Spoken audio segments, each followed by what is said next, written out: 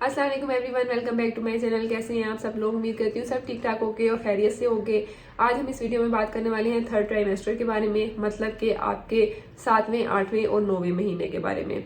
इसमें हम डिटेल से बात करेंगे कि इस टाइम पे आपको क्या करना चाहिए, क्या नहीं करना चाहिए, कौन सी ऐसी एहतियाती तदाबीर हैं। हम ऑलरेडी फर्स्ट और सेकंड ट्राइमेस्टर के बारे में बात कर चुके हैं। अगर आपने मेरी अभी तक वो वीडियो नहीं देखी है तो मैं उसका लिंक आपको डिस्क्रिप्शन बॉक्स में दे दूंगी, आप वहां जाकर वो देख सकते हैं।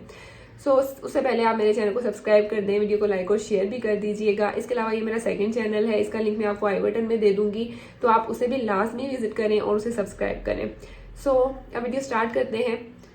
थर्ड ट्राइमेस्टर आपका 28 वीक से लेके 40 वीक्स तक कंसिडर किया जाता है। अब नॉर्मली क्या होता है कि हमारी जो डिलीवरी है वो 37, 38, 39 वीक्स तक भी हो जाती है।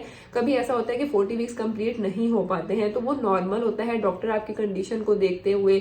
तो अगर आपने सी सेक्शन प्लान करना होता है, वो आपकी सारी हिस्ट्री को देख के उसके अकॉर्डिंग आपको डेट दे देती हैं। उसमें वो आपकी पेन वगैरह का वेट नहीं करती हैं।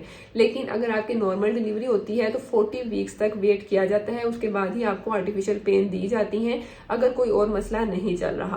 तो अगर आपकी डिलीवरी पहले भी थोड़ी सी हो जाती है, मतलब कि 38, 39 वीक्स में, तो वो सेफ ही कंसिडर की जाती है। मोस्टली जो है वो बच्चे की सारी चीजें डेवलप हो चुकी होती हैं, लेकिन जो लंग्स होते हैं उसको थोड़ा सा टाइम लगता है, इसलिए जितना भी वो माँ के पेट में रहता है तो वो बेहतर होता है।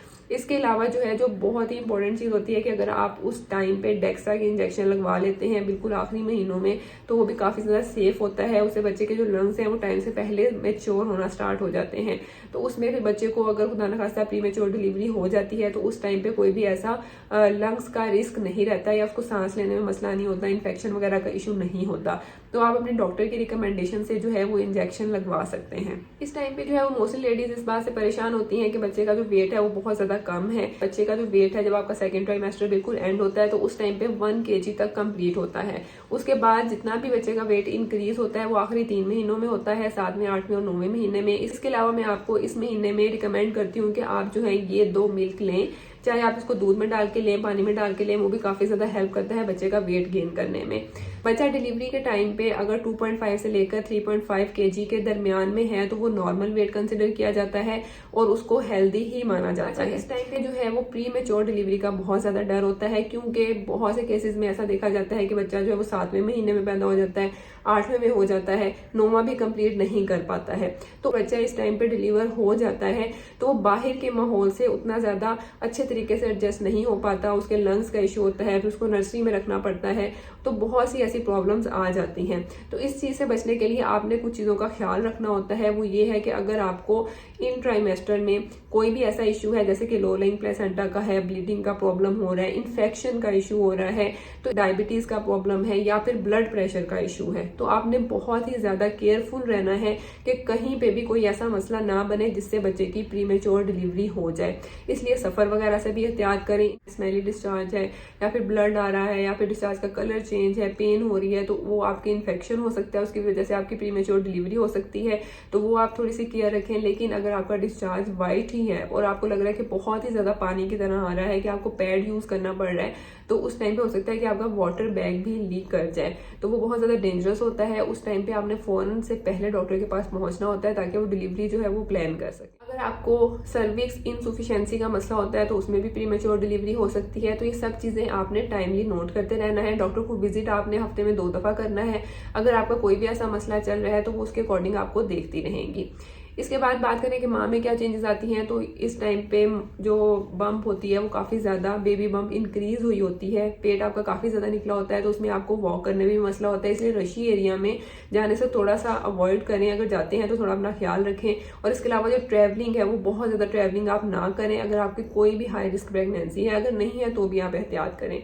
तो इस केस में माँ के पेट के निचले हिस्से में पेन होती है, कमर में काफी ज्यादा दर्द होती है, टांगों में दर्द रहती है, वेरिकोस वेन्स, मतलब कि अगर आप देखें कि टांगों में जो वेन्स होती हैं वो थोड़ी सी फूली हुई कुछ लोगों की फील होती हैं, या फिर बहुत ही प्रोमिनेंट हो जाती हैं, तो इस तरह के बहुत से मसले फेस करने पड़ते हैं। लेकिन इसका इलाज क्या होता है कि आपने जो है वो वॉक करनी है, थोड़ी बहुत एक्टिव रहना है। इसके अलावा जो है आपने काफी ज्यादा देर खड़े होकर कोई काम नहीं करना। हल्की फुल्की एक्सरसाइज जो है वो आप अपनी रूटीन में रखें। अगर आपको काफ़ी ज़्यादा पेन हो रही है बैक में, टांगों में, तो उसके लिए आप पैराडोल ले सकते हैं या फिर आप मसाज करवा सकते हैं। और इसके अलावा जो आपकी पोजीशन है सोते वक्त, उसको आपने मैनेज करना है। लेफ्ट साइड पे करवट लेके सोएं और अपनी टांगों के दरम्यान में तकिया रखें, सपोर्ट दें, तो उससे काफ़ी ज़्यादा फर्क पड़ता है। कपड़े आप कंफर्टेबल पहने। इसके अलावा जो है वो सॉक्स मिलती हैं जो कि कंप्रेसिंग सॉक्स होती हैं, उससे आपकी जो टांगों की पेन होती है वो भी काफ़ी ज़्यादा हद तक ठीक हो जाती है। हील्स का इस्तेमाल नहीं करना है। बेल्ट्स मिलती हैं स्पोर्ट के लिए प्रेगनेंसी में, उसका भी आप यूज़ कर सकते हैं।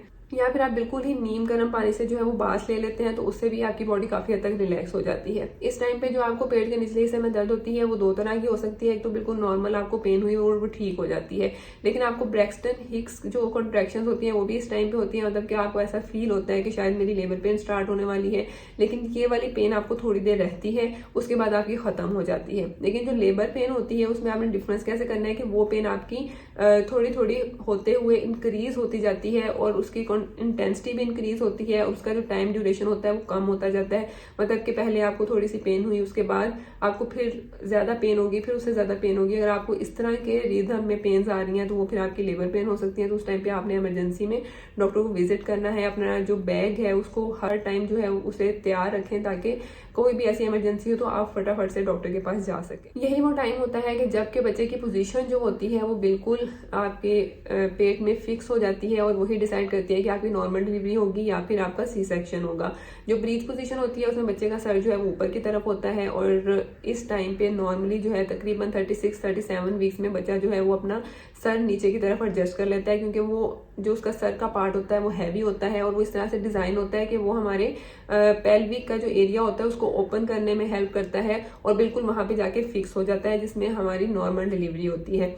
लेकिन अगर किसी और वजह से, अगर बच्चे में कोई इशू नहीं है या फिर किसी भी वजह से जो है वो बच्चे की पोजीशन उल्टी है, मतलब कि सर ऊपर की तरफ है, तो उस केस में आपका सी सेक्शन होता है। उस टाइम पे आपने डॉक्टर के साथ कोऑपरेट करना है और उस चीज को समझना है। या फिर अगर बच्चा बिल्कुल इस पोजीशन में होता है तो इसको ट्रांसवर्स पोजीशन भी कहते हैं। ये जो थर्ड ट्राइमेस्टर हमारा होता है इसमें जो है वो बच्चे में बहुत सी चेंजेस आती हैं। बच्चा कंप्लीटली डेवलप हो चुका होता है। इसके अलावा वो सुन सकता है, आंखें ब्लिंक कर सकता है, स्वेलो कर सकता है और मूवमेंट उसकी होती है, प्रॉपर मूवमेंट होती है। अगर आपको सेकंड ट्राइमेस्टर में थोड़ी कम मूवमेंट फील हो रही होती है तो इस टाइम पे आपको ज्यादा मूवमेंट्स फील होती हैं, तो उन मूवमेंट्स को आपने काउंट करते रहना है कि पर आवर के लिहाज से आपकी कितनी मूवमेंट्स हो रही हैं, उसका क्या रिदम है। अगर उसमें कोई भी चेंज आता है या फिर वो एकदम से ड्रॉप कर जाती हैं तो उस केस में भी आपने फौरन से पहले डॉक्टर को विजिट करना है।